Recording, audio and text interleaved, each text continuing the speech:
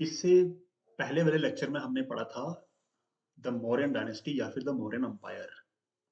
हम 16 महाजनपदास को पढ़ रहे थे, उसमें हमने मगध एम्पायर को डिटेल में पढ़ा था। मगध के ऊपर जो भी रूलिंग डायनेस्टीज थी, हमने सारी डायनेस्टीज को एक एक करके उनके प्रोमिनेंट रूलर्स को, उसकी पूरी टाइमलाइन को पढ़ा था। और उसी मगध एम्पायर में जो एक most powerful dynasty I rule करने वाली, जिसको मौर्यन एम्पायर कहा जाता है, हमने इससे पहले लेक्चर में मौर्यन एम्पायर को पढ़ा था। अब मौर्यास के बाद मगध में या इंडिया की हिस्ट्री में क्या हुआ, उस पर बात करेंगे आज। तो आज के लेक्चर में जो नाम दिया है, जो टॉपिक का नाम है, that is post Mauryan empire या पोस्ट मौर्यन एरा, कि मौर्यास के बाद इंडिया में क्या कुछ हुआ था। फिर इसी लेक्चर में हमने ये भी देखना है द फॉरेन रूलिंग डायनेस्टीज, कि इंडिया में फॉरेन से एक सेकेंड, इंडिया में फॉरेन पावर्स का आना कब शुरू हुआ था। अभी तक हम जितनी भी हिस्ट्री पढ़ रहे हैं, प्री हिस्ट्री के से लेकर के यहाँ तक, उसमें हमने सारी इंडियन डायनेस्टीज को रूल करते हुए देखा है। पर अब हम जैसे जैसे हम 0 BC के पास पहुंचने वाले हैं, उसमें हम लोग इंडिया की वो डायनेस्टीज भी पढ़ेंगे जो फॉरेन रूलर्स थे पर उन्होंने इंडिया में आकर रूल किया। तो इसी लेक्चर में उसमें भी बात करेंगे। बट उससे पहले मैं आपको प्रीवियस लेक्चर्स को रिकनेक्ट करता हूँ, यहाँ तक लेके आऊंगा। एक सेकंड वेट करना।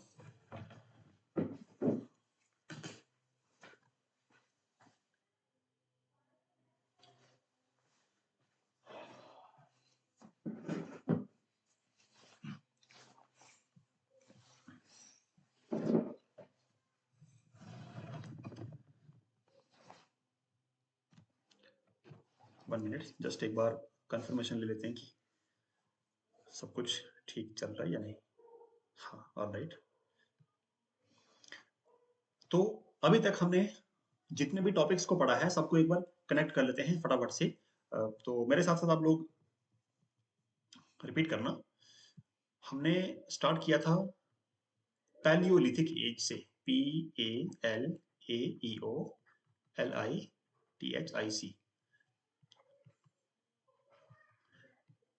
पैलियोलिथिक के बाद बताओ मुझे मीसोलिथिक, उसके बाद नियोलिथिक एज,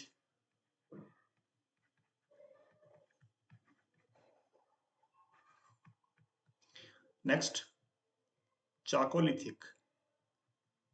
चाकोलिथिक वो वाला फेज था जिसमें इंसान ने स्टोन और कॉपर, इन दोनों को इकट्ठा करके एज अ वेपन यूज करना शुरू किया था।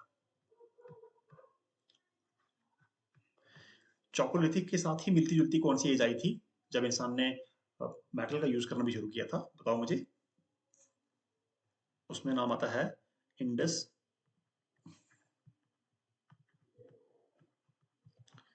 इंडस वैली कल्चर का। इंडस वैली कल्चर या इंडस वैली सिविलाइजेशन, दोनों एक ही बात है।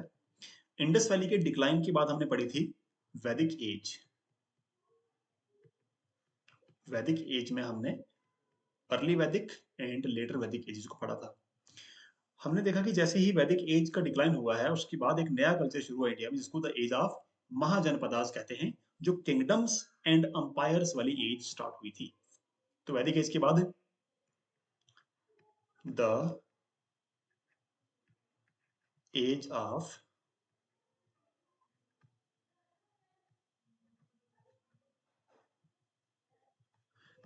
महाजनपदास। महाजनपदास की एज की बात हमने क्या पढ़ा कि 16 महाजनपद थे, उनमें से जो मगध था प्रोमिनेंटली, वो सबसे ज्यादा पावरफुल और स्ट्रॉन्ग अंपायर बनकर के उभरा। हमने किसकी बात की इसके बाद? मगध की, MAGADHA, मगध अंपायर। मगध में हमने रूलिंग डायनेस्टीज की बात की। तो सबसे पहले मगध में कौन सी डायनेस्टी ने रूल किया, जरा रिमाइंड करो उसको एक बारी। सबसे जो पहली डायनेस्टी आई उसका नाम था हर्यंकास। हर्यंकास याद है ना? हर्यंका की फाउंडेशन किसने रखी थी? बिंबिसारा ने। ठीक है। तो जब हर्यंकास का डिक्लाइन हुआ, हर्यंकास के बाद कौन आए थे? शिशुनागास।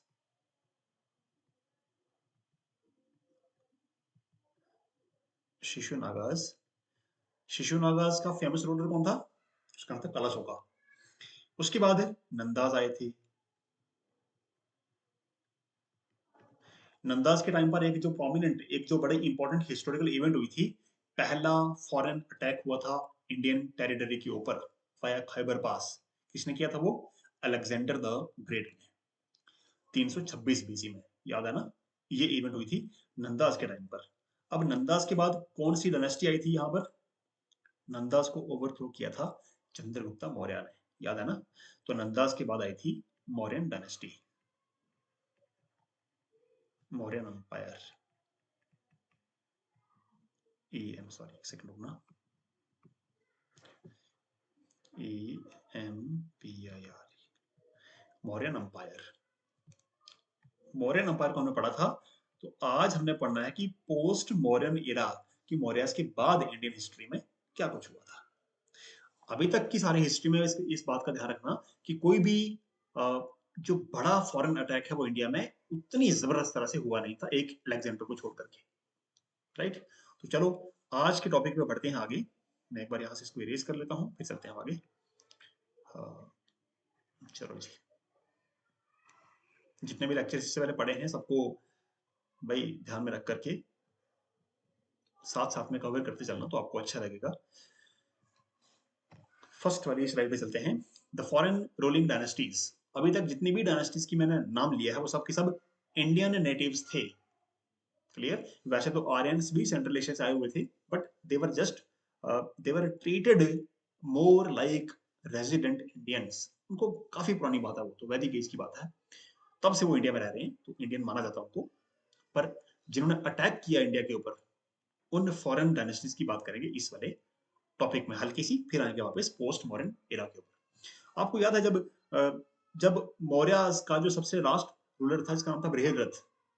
सबसे पहले चंद्रगुप्त मौर्य, सेकंड नंबर पे बिंदुसारा, थर्ड नंबर पे अशोका, और नंबर 4 पे आए थे बृहद्रथ। बृहद्रथ इतने स्ट्रॉन्ग रूलर थे नहीं, तो जो इंडिया के बाकी लोकल जो पावर्स थी उन्होंने क्या किया था? मौर्यस को ओवरथ्रो कर दिया था। पता ना हिस्ट्री में क्या हुआ है, जिसकी ताकत कमजोर पड़ गई उसको उखाड़ करके फेंका, और नई जो पावरफुल लोग होते थे वो आकर के रूल में बैठ जाते थे। राइट? तो जब मौर्यस की पावर डिक्लाइन हुई, तो इंडिया की कुछ लोकल या फिर कुछ रीजनल पावर्स थी जिन्होंने मौर्यस को ओवरथ्रो कर लिया। अब पूरे इंडिया पे मौर्यस का रूल था। अब इंडिया के डिफरेंट पार्ट्स को किस तरह से ये मान लो कि ऐसे डिवाइड करके और अलग अलग पावर्स ने कैसे रूल करना स्टार्ट कर दिया था, आओ देखते हैं। The period which began about 200 BC, देखो यहाँ पर, is notable for intimate and widespread contacts between Central Asia and India। भाई 200 बीसी तक आते आते सेंट्रल एशिया, यानी आज का ईरान, इराक, सीरिया, अफगानिस्तान, इन एरियाज के जो लोग थे उनका कांटेक्ट इंडिया के साथ काफी ज्यादा होने लगा था, चाहे वो ट्रेडिंग के थ्रू हो, चाहे वो कल्चर के थ्रू हो, चाहे वो किसी भी तरह से हो। और इससे पहले आपको याद है कि 326 में अलेक्जेंडर ने इंडिया के ऊपर पहला अटैक भी कर लिया था। तो ना एक रास्ता खुल गया था, एक रूट, एक ऑप्शन, सेंट्रल एशियन रूलर्स को एक ऑप्शन मिल गया था कि यार इंडिया नाम की कोई जगह है, वहां तक पहुंचना पॉसिबल है, क्योंकि अलेक्जेंडर वहां तक पहुंच चुका था। तो अब ये ट्रेंड जो था वो सेंट्रल एशियन कंट्रीज में देखने को मिल रहा था। कंट्रीज तो नहीं मानेंगे उस टाइम पर वहां के जो अंपायर्स थे, वहां के रूलर्स को इंडिया दिखने लगा था। अब देखो भाई, इंडिया के पहले तो मौर्यस ने पूरी इंडिया पे रूल किया। अब देखो क्या हुआ, eastern, central, Deccan India, the Mauryas were succeeded by a number of native rulers such as Shungas, Kanvas, Satavahanas। पहले इंडिया के मैप को समझते हैं, फिर इस सारी बात को समझते हैं, ठीक है? ट्राई करते हैं इंडिया के मैप को।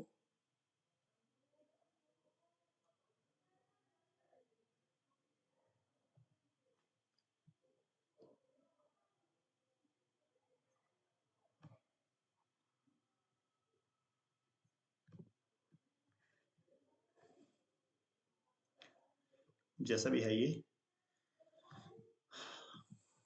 आप इसको समझना, हम एक रफ सा आइडिया ले लेते हैं यहाँ से।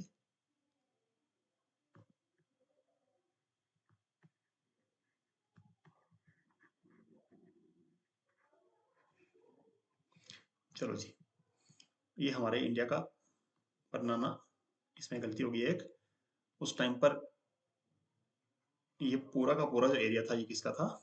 ये इंडिया का था, ठीक है ना, क्योंकि उस टाइम अफगानिस्तान, पाकिस्तान, ये सब जो कंट्रीज थी इंडिया में शामिल थी।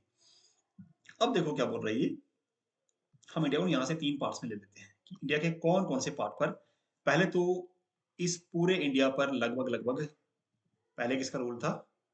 ये पहले था मौर्यन अंपायर। मौर्यन अंपायर।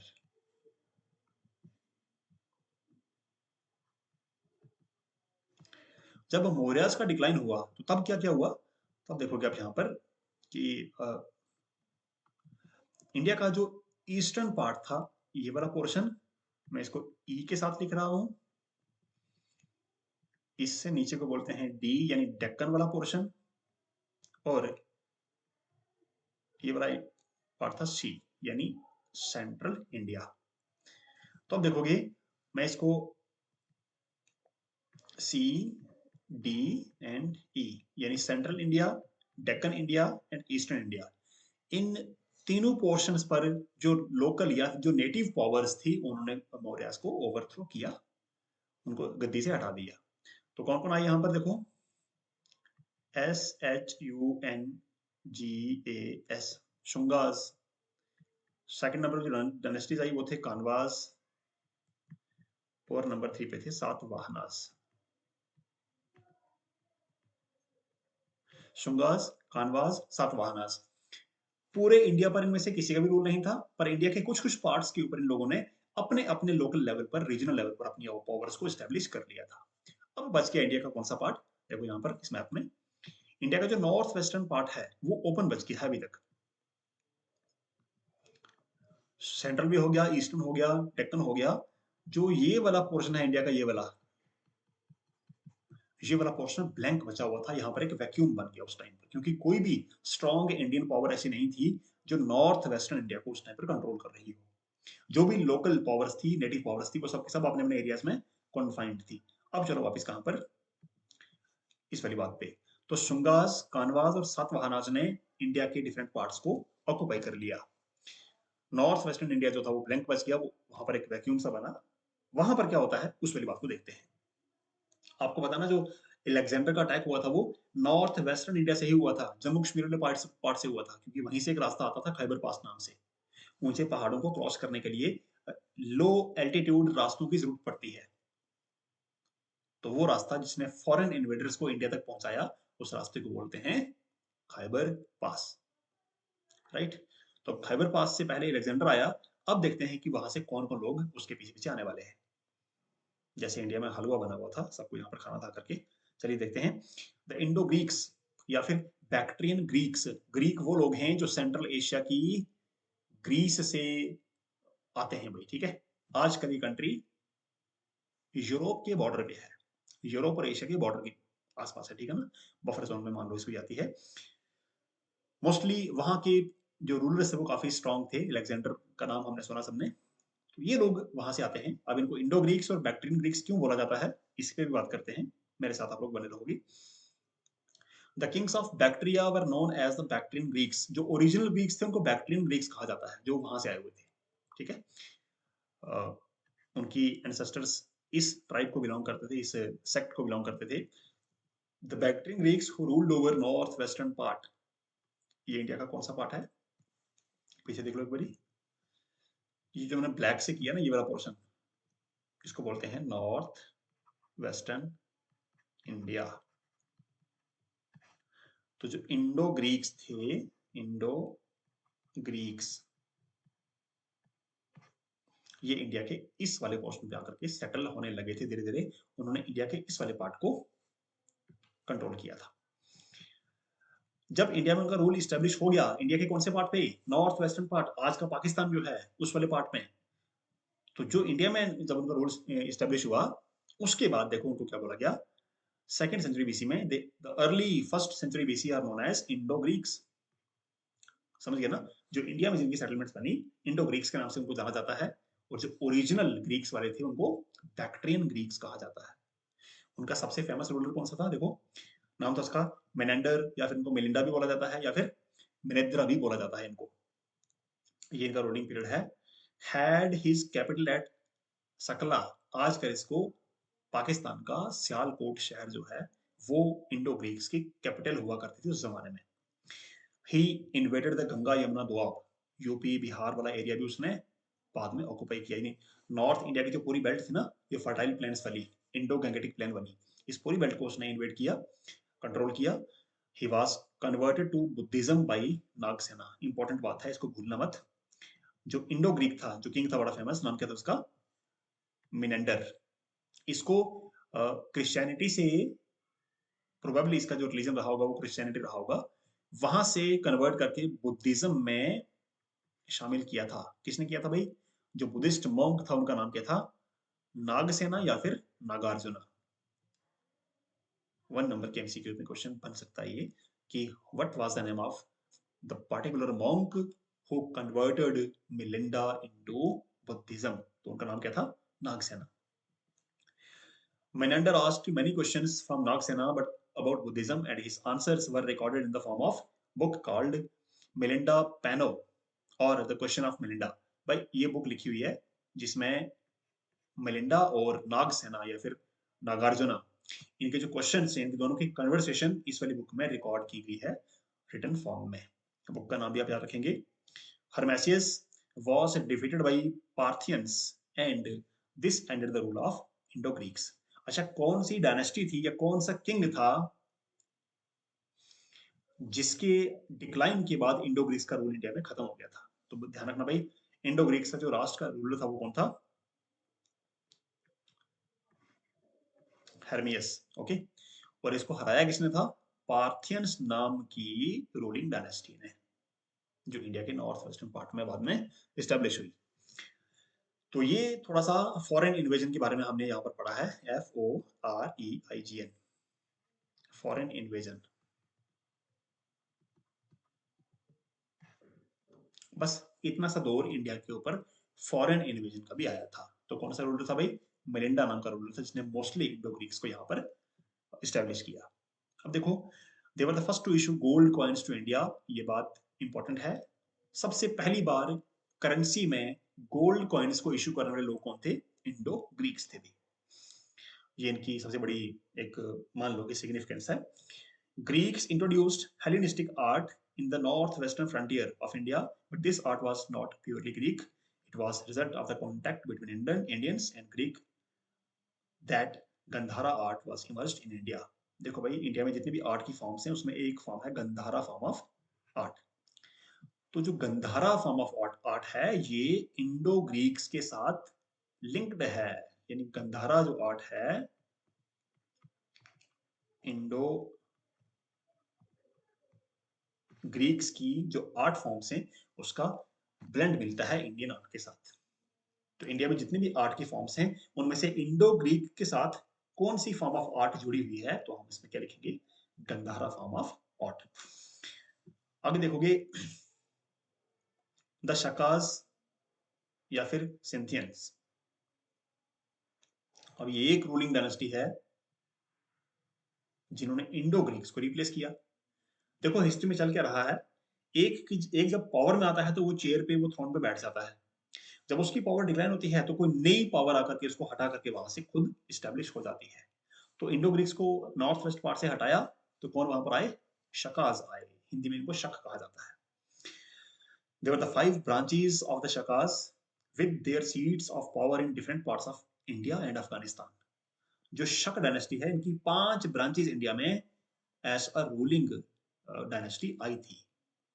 अब इनकी जो सीट्स थी, मतलब इनकी जो राजधानियां थी, जो इनकी कैपिटल्स थी, वो different parts of India and Afghanistan. खैर उस टाइम पर अफगानिस्तान तो नहीं था ना, पर आज का जो अफगानिस्तान है और इंडिया का जो नॉर्थ वेस्ट पार्ट है वहां पर इनकी डिफरेंट जगह पर इनकी कैपिटल्स थी। देखो इनकी फर्स्ट ब्रांच जो थी वो कहां पर थी? अफगानिस्तान में थी।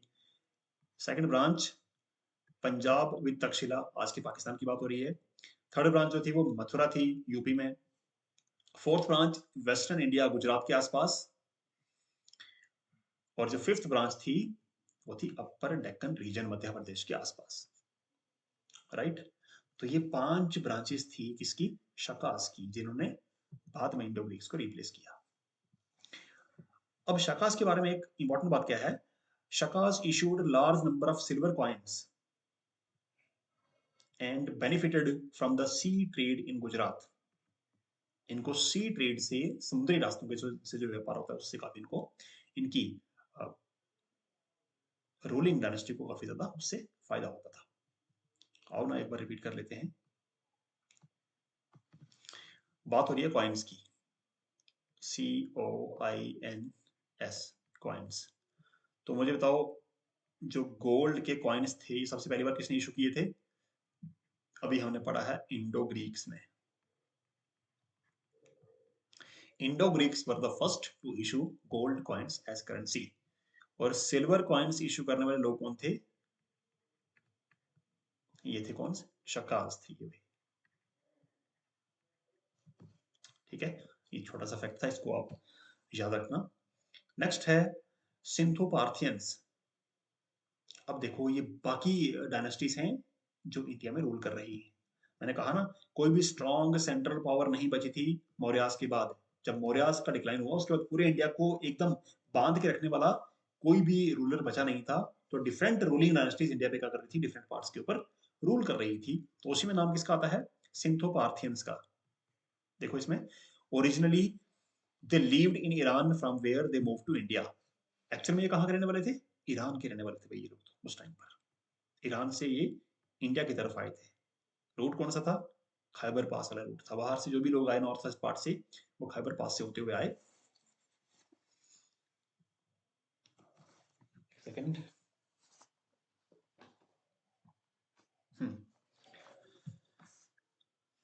एक मिनट देख लेते हैं। हेलो हेलो, ठीक है। In the first century AD, they occupied a small portion of northwest India. The first member of this line was Vononis. इस डायनेस्टी का जो फर्स्ट रूलर था उसका नाम था क्या? वोनोनिस। सिंथोपार्थियंस का, एक छोटी डायनेस्टी थी, इतनी इंपॉर्टेंट नहीं थी ये। Saint Thomas came to India for the propagation of Christianity during this reign of most famous Parthian ruler came named Gandophernes। आपको पता है कि इंडिया में जो अभी तक रिलीजन्स की बात हो रही है, देख ध्यान देना, यहां से चीजें बदलना शुरू होंगी धीरे धीरे। रिलीजन्स इन इंडिया, आप लोग मुझे बताओ कि अभी तक हमने जितनी भी इंडियन हिस्ट्री को पढ़ा है उनमें हमने कौन कौन से रिलीजन को देखा है या पढ़ा है उनके बारे में। तो जो सबसे पहले लोग, जो इंडस वैली के टाइम से लोग जो फॉलो करते आ रहे हैं, कौन सा रिलीजन था वो? जिसमें लोग गाय की पूजा करते थे, देवी देवताओं को मानते थे, मूर्ति पूजा करते थे। तो सबसे फर्स्ट नंबर पे बात आती है हिंदुइज्म की, राइट। जो हिंदुइज्म हम आज से जानते हैं, जो इसकी ओरिजिनल फाउंडेशन रखी गई थी, कहां से रखी गई थी? वैदिक एज में, जब ऋग्वेद लिखा गया था। पता है ना, सारे के सारे रूल एंड रेगुलेशंस, जो मंत्रास थे, जो चांट्स थे, जो जितने भी कपलेट्स थे, वो संस्कृत भाषा में किसमें लिखे गए? वेदास के अंदर लिखे गए। तो वैदिक एज कहां से शुरू हुई थी? इंडस वैली के जस्ट बाद से। तो स्टार्टिंग में हिंदुइज्म का बोलबाला था, हिंदुइज्म को लोग फॉलो करते थे। ठीक, हिंदुइज्म के जस्ट अगली पीढ़ी में कौन से रिलीजन आए भाई? उसके बाद आया जैनिज्म। हिंदुइज्म के बाद जैनिज्म को स्टार्ट किया किसने? 23 तीर्थंकर्स थे, और 24th नंबर वाले को हमने पढ़ा, जो सबसे फेमस है, उनका नाम क्या है? वर्धमान महावीरा। जैनिज्म के बाद कौन सा रिलीजन आया, या इसके साथ साथ ही कंटेम्परेरी थे दोनों ये, इसके साथ में आया बुद्धिज्म, जिसको स्टार्ट किया गौतम बुद्धा ने। बुद्धिज्म, ये तीनों रिलीजन्स इंडिया के नेटिव लोगों के नेटिव रिलीजन थे, यानी ये इंडियन सॉइल से ही क्रिएट हुए थे ये रिलीजन। अब हमने क्या पढ़ा है? सेंट थॉमस, ये क्रिश्चियन नाम है पहला, came to India for the propagation of Christianity. Christian धर्म को प्रोपेगेट करने के लिए कौन आया इंडिया में सबसे पहले? Saint Thomas. इस बंदे का नाम याद रखना, he was the first Christian saint who visited India for the propagation of, for the spreading of Christianity. तो किसके टाइम पर आया ये? पार्थियंस के रूल के टाइम पर आया था, और उस टाइम पर रूलर कौन था, राजा कौन था, गेंडोफिरनिस नाम था उनका। तो पहला जो फॉरेन रिलीजन इंडिया में आया, उसका नाम मैं यहाँ पर लिख रहा हूँ, उसका नाम है क्रिश्चियनिटी, CHRISTINITY,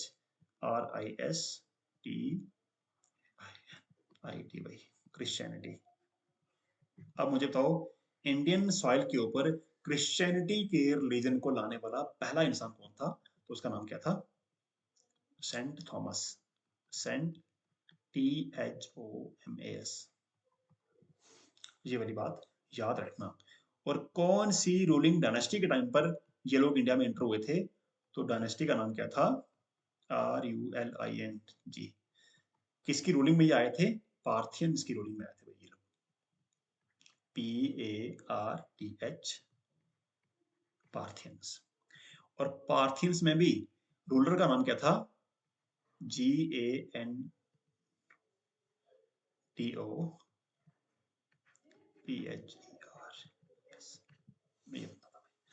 इतनी बात इनके बारे में आप याद रखना, ये इंपॉर्टेंट था। In the north west of India there ruled two dynasties. North west India में, जो मैंने अभी पीछे डार्क या ब्लैक कलर में आपको दिखाया था, उस वाले पोर्शन में दो छोटी डायनेस्टीज रूल करती थी, सकाज और Pandavas. They are known as Sakas in the literature.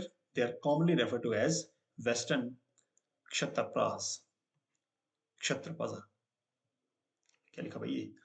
Kshatrapas, due to their control in the western region of India। ठीक है, अब कुछ बॉक्स के अंदर बात लिखी हुई है। The Shakas and Sindho-Parthians ruled through Kshatrapas या गवर्नर्स, या फिर महाक्षत्रपास यानी subordinate rulers, who aided a lot in the expansion of the empire। शकाज ने और पार्थियंस ने जो रूल किया था, ये अलग अलग एरिया में ना अपने गवर्नर्स को या अपने रूलर्स को बिठा देते थे, फिर उनको अपने साथ जोड़ करके अपने एम्पायर को बड़ा करते थे। ये इनका कुछ एक्सपेंशन का मॉडल था। इनकी बात की जो बात आई वो किसकी आई? कुशान्स की। The Kushans are Yuezhi are Tocharians. इसको पढ़ लेते हैं, कुशान्स। बाकी सारे नाम मुश्किल हैं, आप कुशान्स याद रखो। ये हम सारी वो डायनेस्टीज पढ़ रहे हैं जो मौर्यास के बाद में इंडिया के अंदर स्टैब्लिश हुई है। इनमें से कोई भी ऐसा नहीं है जिसने पूरे इंडिया को कंसोलिडेट करके एक सिंगल रूलर ने रूल किया हो। सबको जहां पर मौका मिला वहीं पर अपना रूल स्टैब्लिश किया और उस एरिया को कंट्रोल करना स्टार्ट कर दिया अपने हिसाब से। ठीक है, the Kushans were one of the 5 clans into which the Yuchi tribe was divided। This group of nomadic people, Kushans क्या थे भाई? nomadic people थे ये, NOMA, nomadic tribes थी ये। nomadic का मतलब होता है घुमक्कड़, जो परमानेंट सेटलर्स कहीं के भी नहीं होते हैं, यानी ओरिजिनली क्या थी ये? घूमने वाली ट्राइब्स थी। और ये कहां से आए हुए थे? सेंट्रल एशिया के जो स्टेपीज प्लेन्स है, जब ज्योग्राफी पढ़ेंगे वहां पर हम डिटेल में पढ़ेंगे स्टेपीज प्लेन्स के बारे में। स्टेपीज प्लेन्स सेंट्रल एशिया के सबसे बड़े ग्रास के मैदान है ये।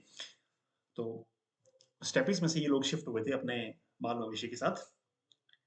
कैडफाइसिस फर्स्ट या फिर कुजुला कैडफाइसिस रूलर का नाम है। He led the foundation of Kushan empire. Foundation इन्होंने रखी थी। He was the follower of Buddhism. Buddhism को ये फॉलो करते थे। Adopted 2 titles. इस बंदे ने, कैडफाइसिस ने क्या किया? खुद को 2 टाइटल्स दिए थे। ये नाम पढ़ लेना भाई, क्या लिखे हुए हैं। एक ये था और दूसरा धर्मथिदा। धर्माथिदा खुद को ये बोलता था, यानी true faith. He issued coins south of the Hindu Kush and minted coins in copper. Important बात है इनके रूल की ये। साउथ ऑफ हिंदू कुश, पता है ना, जम्मू कश्मीर और सेंट्रल जम्मू कश्मीर, अफगानिस्तान और पाकिस्तान का नॉर्दर्न पार्ट, इनमें जो एक इंपॉर्टेंट माउंटेन रेंज है हमारे जम्मू कश्मीर में, उसका नाम है हिंदू कुश रेंज। तो हिंदू कुश रेंज के साउथ में, यानी इंडिया वाली साइड में जो पार्ट था, वहां पर इन्होंने क्या किया था? कॉपर के कॉइन्स इशू किए थे। तो इसको हम यहां पर लिख लेते हैं। अभी तक हमने 2 तरह के कॉइन्स की बात की है। गोल्ड कॉइन्स को इशू किया था किसने? इंडो ग्रीक्स ने। और सिल्वर कॉइन्स को इशू किया था किसने? बताओ बताओ, अभी पढ़ा पीछे। सिल्वर कॉइन्स यहां देखो शकाज ने इशू किए थे। गोल्ड इंडो ग्रीक्स ने, यानी गोल्ड ग्रीक्स वालों ने, सिल्वर शकाज ने, और अब देखो थर्ड क्या हम पढ़ने वाले हैं, कॉपर किसने किए थे? कॉपर कॉइन्स को किया था कुशान्स ने, COPPER। कॉपर कॉइन्स कुशान्स ने इशू किए थे, कुशान्स। ठीक है, तीन तरह से इनके कॉइन्स को ध्यान में रखना आप लोग। फिर उसके बाद इनके ये रूलर आए थे, he was the successor of Kadphises first. He was devoted of lord Shiva, भगवान शिव की पूजा करने वाले थे ये, और खुद को ये महाशिवरा के नाम से जानते थे, ये इनका टाइटल था। और इन्होंने कॉइन्स इशू किए थे, उनके अंदर भी इन्होंने भगवान शिव और त्रिशूल और बुल के साथ उनकी इमेजेस को इनग्रेव किया हुआ था अपने कॉइन्स के ऊपर। इन्होंने बहुत लार्ज नंबर में गोल्ड मनी को भी इशू किया था, गोल्ड कॉइन्स को भी इशू किया था इन्होंने। उसके बाद है कुशान्स। इसके कुशान के जो थर्ड रूलर थे, इस वाले पेज को ना मैं स्टार से मेंशन कर रहा हूं, काफी इंपॉर्टेंट है ये।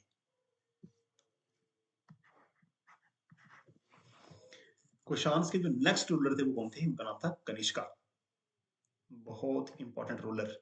The best known of the Kushan king was Kanishka. 78 AD से लेकर के 101 एडी की बात हो रही है। एडी, इस वाली डेट को आप ध्यान रखना, इस वाले वर्ड को। अब हम बर्थ ऑफ क्राइस्ट के बाद की हिस्ट्री को पढ़ रहे हैं। अब हमारी जो डेट्स है ना वो सीधी चलेंगी, यानी इंक्रीजिंग ऑर्डर में बढ़ती चलेंगी। तो कुशान्स की रूलिंग डायनेस्टी में जो सबसे फेमस रूलर आए वो कौन थे? वो थे Kanishka, who ruled over Upper India and the Lower Indus Basin. He was the son of Cadphises II. Cadphises II के बेटे थे ये कनिष्का, यानी थर्ड रूलर थे कुशान डायनेस्टी के। He controlled the popular Silk Route in Central Asia. भाई silk route को control करना उस टाइम पर ये मानो कि स्ट्रेट ऑफ मलक्का को कंट्रोल करने के बराबर था। पता है ना, अभी भी जो पूरे जो ईस्ट पैसिफिक ओशन में जो ट्रेड होता है, पूरी दुनिया के जहाज एक छोटे से रास्ते में से होकर निकलते हैं, जिसको हमारे अंडमान निकोबार आइलैंड के पास से एक रास्ता बना हुआ है, एक छोटा सा सी पैसेज है, जिसको स्ट्रेट ऑफ मलक्का बोला जाता है। आप में से जिस इसको इस कंसेप्ट के बारे में पता है, मेरे साथ शेयर करना मुझे अच्छा लगेगा। तो उस टाइम पर दुनिया भर का जो ट्रेड था ना मोस्ट, वो सिल्क रूट से होता था। ये एक ट्रेडिशनल रूट था, ये एक रास्ता था जहां से पूरे घोड़े खच्चर ऊंट हाथी जाया करते थे सामान लेकर के। ट्रेडिंग उस टाइम पर जानवरों की पीठ पर होती थी। तो भाई कनिष्का ने क्या किया था, सिल्क रूट को कंट्रोल किया हुआ था, यानी वहां पर उनके टोल प्लाजा लगे हुए थे, इनके किंगडम में से होकर के रास्ता जाता था। सो आने जाने वाले रास्ते में से इनकी ब्लॉकेज होती थी, इनकी परमिशन से जाया जाता था, और बहुत सारी फंडिंग और बहुत सारा पैसा रेवेन्यू इनको वहां से आता था भाई, क्योंकि ये सेंट्रल सिल्क रोड को कंट्रोल करते थे। Huvishka founded the town of हुविश्कापुरा इन कश्मीर। भाई इनका एक ये रूलर है जिसने कश्मीर के अंदर एक शहर की फाउंडेशन रखी थी, उसका नाम था हुविश्कापुरा। इसका मॉडर्न नेम अगर आपको पता हो तो मुझे कमेंट सेक्शन में जरूर आके बताना। और इसकी रेफरेंस कहां पर मिलती है? राज तरंगिणी में, पता है ना, जो पंडित कलहन ने लिखी थी, और one of the oldest historical return source of history of Kashmir है ये। Vasudeva was the last king of this dynasty. तो कुशान का जो सबसे लास्ट का रूलर था उसका नाम क्या था? Vasudeva. He assumed the title Shaono Shao Vasudeva Kushana, ये उनका टाइटल था। His coins bore the image of lord Shiva and his bull Nandi. भाई उन्होंने जो कॉइन्स इशू किए थे उनके ऊपर भगवान शिव और उनके बुल की जो इमेजेस हैं वो देखने को मिलती हैं, नंदी की इमेजेस देखने को मिलती हैं। He issued a large number of gold coins with high metallic purity, which are found in the west of the Indus River, Mathura, Shravasti, Kushambi, Varanasi, Purushapura, Peshawar. हाँ, आज का जो शहर है ना पाकिस्तान का पेशावर, उसका एंशियंट नाम क्या था? Purushapura, which was the first capital where He erected a monastery and a stupa, and Mathura was his second capital. ठीक है जी, पहली कैपिटल थी कौन सी? पेशावर, और सेकंड मथुरा, उत्तर प्रदेश में। अब देखो भाई इस पेज के नेक्स्ट स्लाइड को देखते हैं। Kanishka is known to history because of two reasons. जो कनिष्का, जो थर्ड रूलर था कुशान्स का, पढ़ा ना हमने भी, कुशान्स का जो नंबर 3 वाला जो रूलर था जिसका नाम था कनिष्का, सबसे फेमस राजा हुए ये कुशान डायनेस्टी के।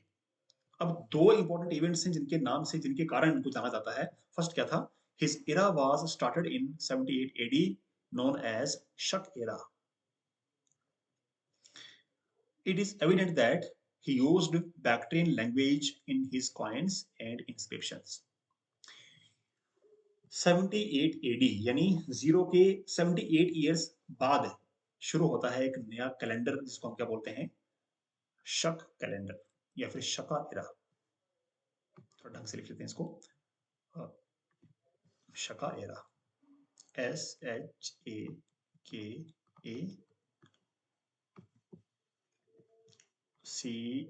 CALENDAR। इसकी शुरुआत कहां से मानी जाती है? 78 एडी से। ठीक है ना? तो एक तो इंपॉर्टेंट ये चीज थी। उनके कॉइन्स के ऊपर कौन सी लैंग्वेज देखने को मिलती है?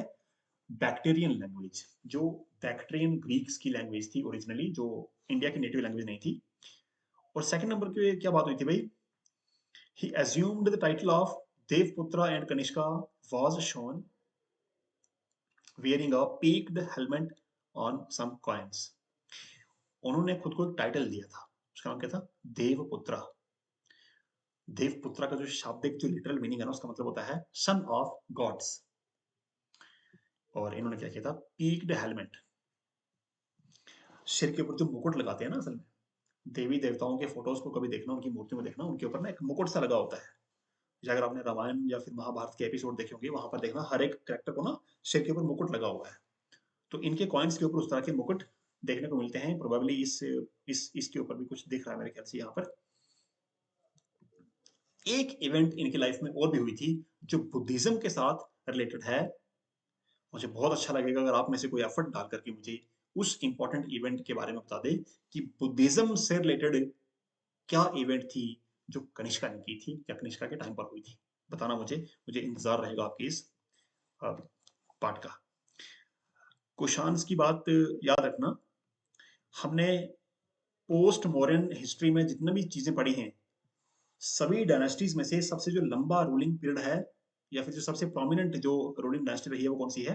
वो है कुशान्स, KUSH, कुशान्स। सबसे ज्यादा रूलिंग डायनेस्टी कुशान्स की है, और साथ में सबसे प्रोमिनेंट, सबसे इंपॉर्टेंट और सबसे फेमस भी यही डायनेस्टी मानी जाती है। अब कनिष्का के टाइम पर रूलर्स, सॉरी स्कॉलर्स कौन कौन से थे? यानी कनिष्का का जो टाइम है उसको काफी पढ़ा लिखा और काफी लिटरेचर की दृष्टि से काफी इंपॉर्टेंट और काफी एडवांस टाइम इसको माना जाता है। कौन कौन से फेमस लोग थे इनके जमाने में? चलो देखते हैं ना इसको भी। सबसे पहले अश्वघोषा wrote hagiographic बुद्धचरित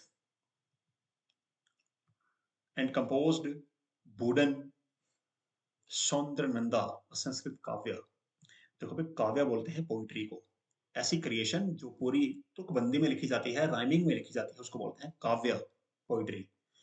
अश्वघोषा के बारे में थोड़ा सा बता देता हूं मैं आपको। बुद्धिज्म या फिर गौतम बुद्धा, बुद्धा की जो लाइफ हिस्ट्री है ना, वो किसने लिखी हुई है?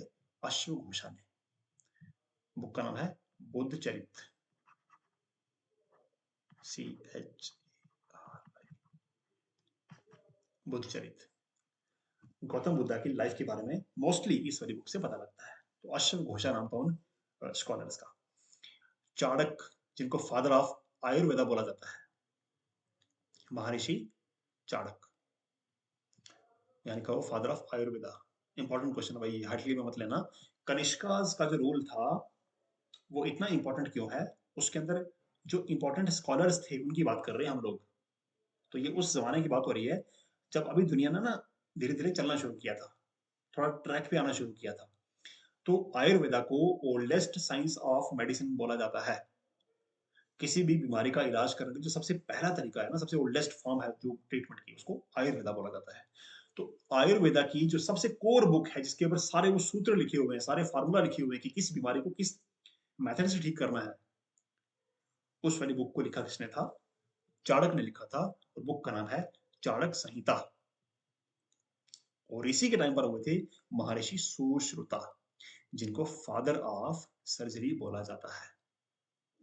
ये दोनों लोग जो साइंस की, जिनको pioneers of modern medical sciences बोला जाता है, इन लोगों का जो एक्सिस्टेंस है, या फिर जिस दौर में आए थे, उस दौर में इंडिया में कुशान्स का रोल था। तो आप इससे अंदाजा लगा सकते हो कि ये कितने कल्चरली, साइंटिफिकली ये लोग कितने रिच थे, और किस किस तरह के लोगों को ये लोग पैट्रोनाइज दिया करते थे, जिन्हें ऐसा माहौल क्रिएट किया इन लोगों ने कि जहां पर इंडिया की हिस्ट्री की सबसे बड़ी बड़ी इन्वेंशन निकल करके सामने आई। Right.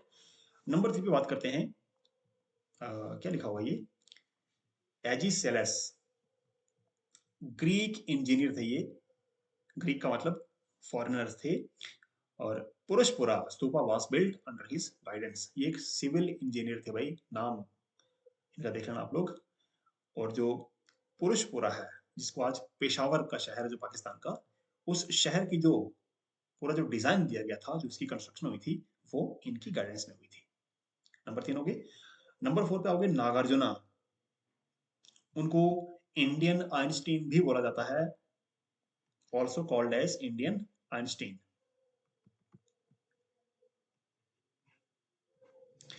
He propounded Madhyamika school and theory of relativity. वाह भाई वाह। इंडियन साइंटिफिक हिस्ट्री में जो थ्योरी ऑफ रिलेटिविटी दी है, वो किसने दी है? नागार्जुन ने दी है। उसके बाद आते हैं माथुरा। ये इंटेलिजेंट मिनिस्टर थे कुशान्स के। और नंबर 6 पे बात आती है किसकी? वासुमित्रा। इन्होंने क्या लिखा था? Wrote encyclopedia called Mahavibhasha. Encyclopedia लिखा था इन्होंने, एक बुक लिखी थी भाई, जिसके अंदर बहुत सारी चीजों की जानकारी दी गई थी। इनमें से किसी एक भी स्कॉलर को हल्के में मत लेना, या उसको स्किप मत करना। बहुत इंपॉर्टेंट लोग हैं, इनको अच्छी तरह से रिपीट करके देख लेना भाई। इस वाले पेज पे आप देख सकते हो। अब हमारे साथ जुड़ने का ये क्यूआर कोड है।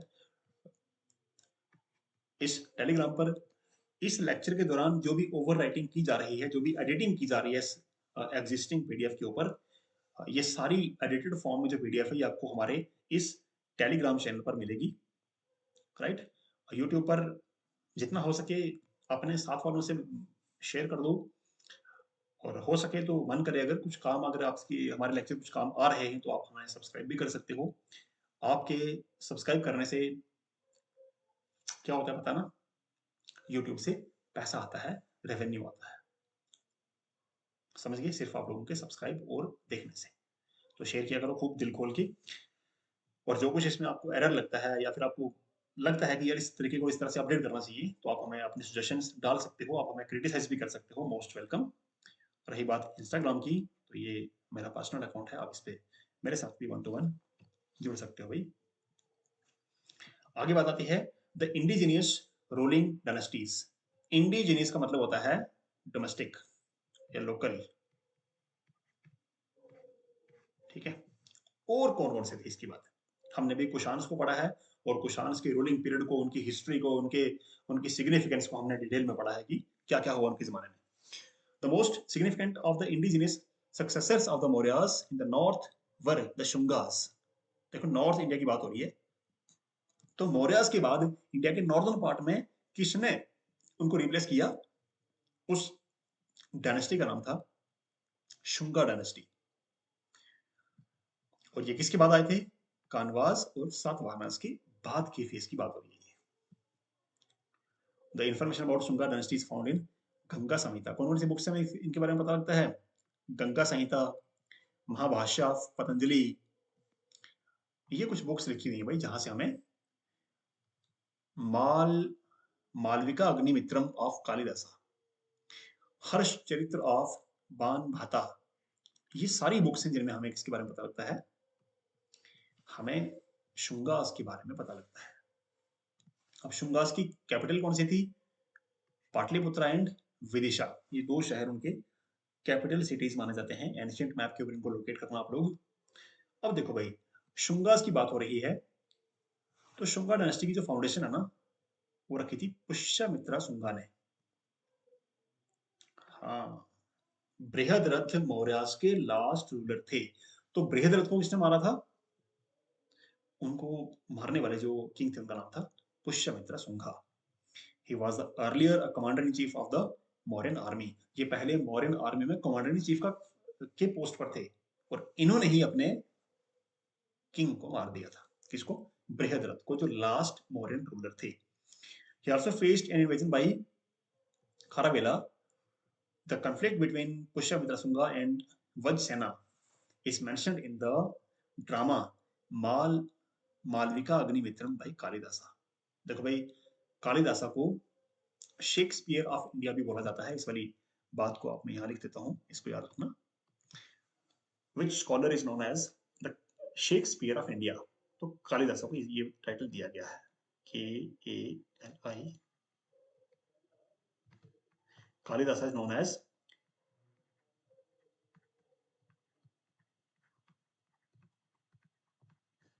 शेक्सपियर ऑफ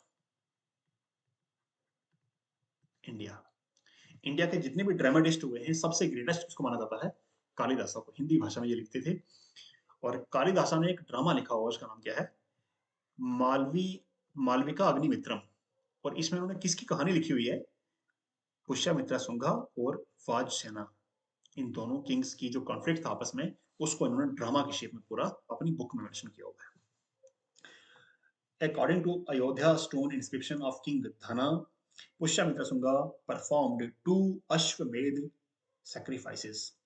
अश्वमेध यज्ञ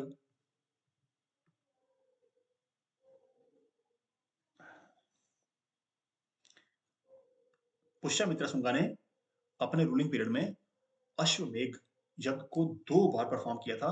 बड़े जो महान राजा होते थे, वो इस यज्ञ को किया करते थे। एक second.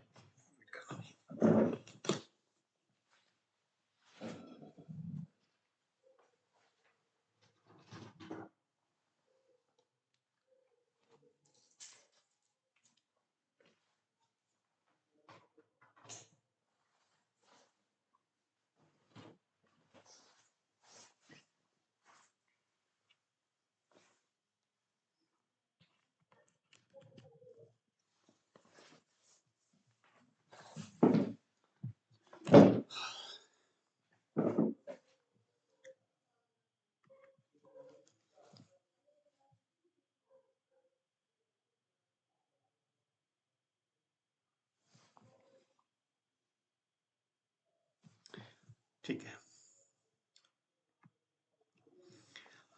The indigenous ruling dynasties. हाँ, हमने भी किसको पढ़ा है? हमने पढ़ा है शुंगास को, जिसको पुष्यमित्र शुंगा ने बृहद्रथ को मार करके शुंगा डायनेस्टी को स्टार्ट किया था, सेंट्रल इंडिया या फिर ईस्टर्न इंडिया में। आगे चलते हैं। The earliest inscriptions of Satavahanas belong to first century BC. इनकी शुरुआत फर्स्ट सेंचुरी बीसी से ही हो गई थी, यानी एडी के आने से 1 सेंचुरी पहले से हो गई थी। When they defeated the Kanwas, Satvahana rulers appeared in north Maharashtra, and set up their power in upper Godavari Valley. According to Naneghat cave inscription of Naganaika, they claimed Brahmana descent. ऐसा माना जाता है कि जो शुंगास थे, वो ब्राह्मण decent के थे, यानी वो क्षत्रियाज नहीं थे, ब्राह्मणास थे। और ऐसे इनके बारे में काफी कुछ यहाँ पर लिखा हुआ है, आप लोग डिटेल में पढ़ना, इसको इतना इंपॉर्टेंट नहीं है। गौतमी पुत्ता सतकर्णी, ये इंपॉर्टेंट है, इनको देख लेते हैं। गौतमी पुत्र Satakarni defeated Shakas and destroyed many Kshatriya rulers। ये जो सॉरी, उसके सातवाहनास की जो रूलर थे, शुंगास के जो रूलर थे, गौतमी पुत्र सतकर्णी, इन्होंने शकास को हराया था। और यानी शकास जो थे वो क्षत्रिय थे, फाइटर क्लास से थे, वो वॉरियर क्लास के लोग थे वो, पर उनको गौतमीपुत्रा सतकर्णी ने हराया था काफी को। His empire extended from Malwa in the north to Karnataka in the south. काफी बड़े एरिया पर इन्होंने रूल किया, but not that much of Mauryas. He also possessed authority over Andhra. Andhra Pradesh तक इसका रूलिंग प्रॉक्सिमिटी थी। ही क्लेम टू बी एक ब्राह्मण या फिर ओनली ब्राह्मण, खुद को इन्होंने टाइटल दिया हुआ था। नासिक इंस्क्रिप्शन में इनकी अचीवमेंट्स के बारे में लिखा हुआ डिटेल के अंदर। अब यहाँ पर देखो, ये पूरे हमने जितने भी चैप्टर को पढ़ा है यहाँ पर, ये सारी रूलिंग डायनेस्टीज को एक समरी में दिखाया हुआ है कि कौन कौन से रूलर्स आए थे भाई। और महात्र महात्राकाज, बंधार, हाँ क्या लिखा हुआ ये, बंधार घारिकाज, हिरानिकाज, निबंधरकाज, प्रतिहाराज, तुताकाज। ठीक है जी, ये कुछ डायनेस्टीज थी। 3 early kingdoms of the south. अब हमने ना सेंट्रल इंडिया को पढ़ लिया है, डेक्कन वाले पार्ट को पढ़ लिया है। एक सेकंड, फिर वापस मैप पे और हम बात करें किसकी, साउथ इंडिया की बात कर रहे हैं हम लोग।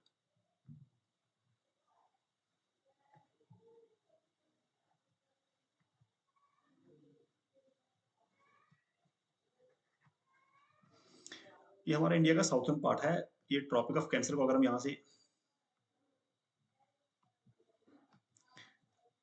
से ट्रॉपिक ऑफ कैंसर को ड्रॉ कर देते हैं,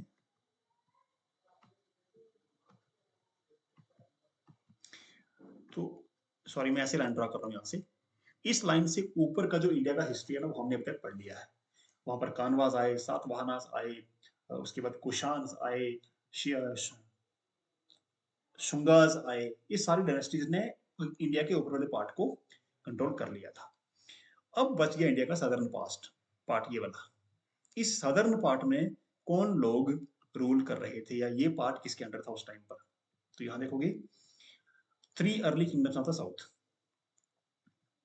इस साउथ के पार्ट को ना 3 डिफरेंट किंगडम्स ने रूल करके रखा हुआ था, यानी इस पार्ट पे 3 डिफरेंट रूलिंग डायनेस्टीज का रूल था। Number 1, number 2, number 3।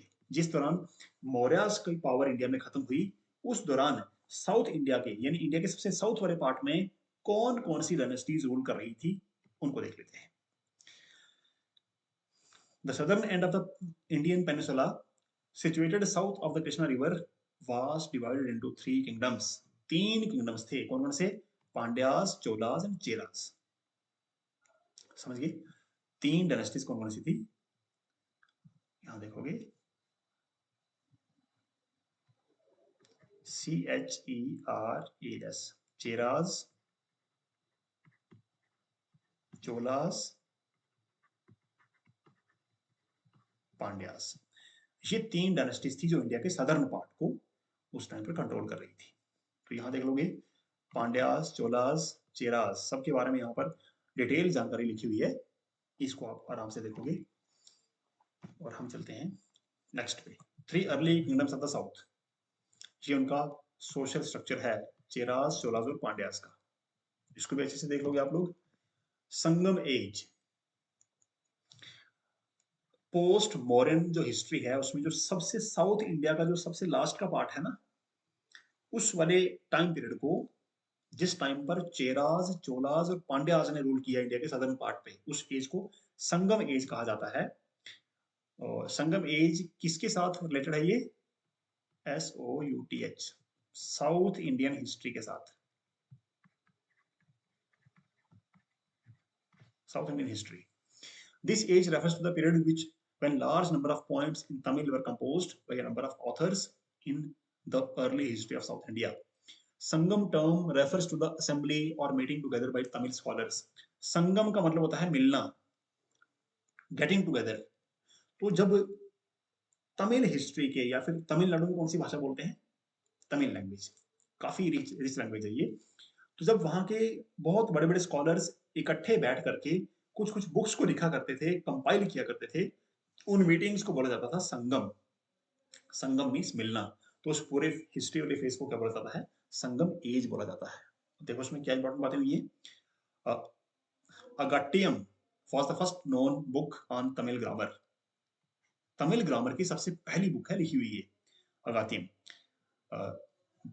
किसने लिखा था? अगाथियार ने। ये इसके स्कॉलर थे और ये इनकी बुक का नाम है। He introduced the Tamil language among the Tamil people from Lord Shiva। भाई इन्होंने तमिल लैंग्वेज को तमिल पीपल में इंट्रोड्यूस किया था ग्रामर की बुक ऑफर करने के बाद। Tirukkural deals with philosophy and wise maxims. ये बहुत इंपॉर्टेंट ऋषि हुए ये संगम है इसके, और ये फिलोसफी के साथ ये डील करते थे। To Tamil epics. एपिक बोलते हैं बहुत बड़ी पोइट्री वाली बुक को, यानी एक बहुत बड़ी स्टोरी जिसकी लेंथ बहुत ज्यादा हो और उसको पूरा पोइट्री में लिखा गया हो, ऐसी बुक्स को बोलते हैं एपिक्स। तो तमिलनाडु में तमिल लैंग्वेज की दो एपिक्स कौन कौन सी हैं? एक का नाम है शिलापादिकरम एंड मनी मनी मिकलाई, ये नाम है इसका भी।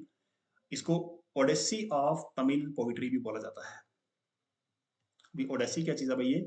ये इंग्लिश लिटरेचर की बहुत फेमस बुक मानी जाती है।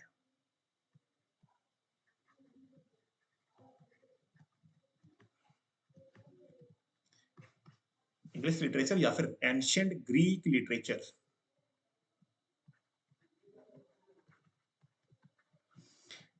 तो यानी उसके बराबर का दर्जा किसको दिया गया है? इस वाली बुक को। ये थी के बारे में कुछ खास बातें। संगम एज में देखो, जो पहली जो असेंबली हुई है इनकी, जो पहली मीटिंग हुई है सारे स्कॉलर्स की, वो कहां पर हुई है? थैन मदुराई में। चेयरमैन कौन थे? अगस्त्य ऋषि। सेकंड मीटिंग कहां पर हुई है? कापटापुरम में। और अगस्त्य ऋषि के ही ये शिष्य थे, उनके स्टूडेंट थे जिन्होंने इसको चेयर किया था। और थर्ड जो मीटिंग है वो कहां पर हुई है? मदुराई में। और नकीरार इनकी चेयर पर्सन थी इस मीटिंग के। इस तरह से हमने क्या किया है, मौर्यस के बाद इंडिया के किस किस पार्ट पर क्या क्या कुछ हुआ है, हमने वो सब चीजें पढ़ी है। तो एक बार क्या करना, इंडिया के मैप को ड्रॉ करना और इंडिया के मैप के ऊपर सारी लोकेशंस को, कहाँ कहाँ पर कौन सी डायनेस्टी पावरफुल थी या कहाँ पर कौन से रूल कर रहे थे। एक्सट्रीम साउथ में कौन सी तीन डायनेस्टीज थी, नॉर्थ वेस्ट में इंडो ग्रीक्स थे, ईस्टर्न पार्ट में कौन थे, शुंगास थे, सातवाहनास थे, कानवास थे, और सबसे इंपॉर्टेंट डायनेस्टी कौन सी उभर के सामने आई है हमने देखा, उसका नाम था कुषाण डायनेस्टी। ठीक। अब कौन सी रूलिंग डायनेस्टी ने कौन से कॉइन्स इशू किए थे, ये सारी बातें ना एक बार अपने किसी रफ पेज के ऊपर या फिर किसी जगह पर इसको अपने वर्ड्स में अपने लैंग्वेज में नोट करके रख लेना, आपके शायद काम आ सकती है। बाकी लेक्चर के अंदर आपको कुछ भी अपडेट चाहिए, कुछ भी चेंज चाहिए, तो भैया कमेंट सेक्शन आपके लिए खुली पड़ी है। आप दिल खोल के वहां पर अपनी सुजेशंस को पोस्ट कर सकते हो, जरूर उस पर ध्यान दिया जाएगा। लेक्चर काफी लंबा हो गया है, यहीं पर इसको रोकते हैं।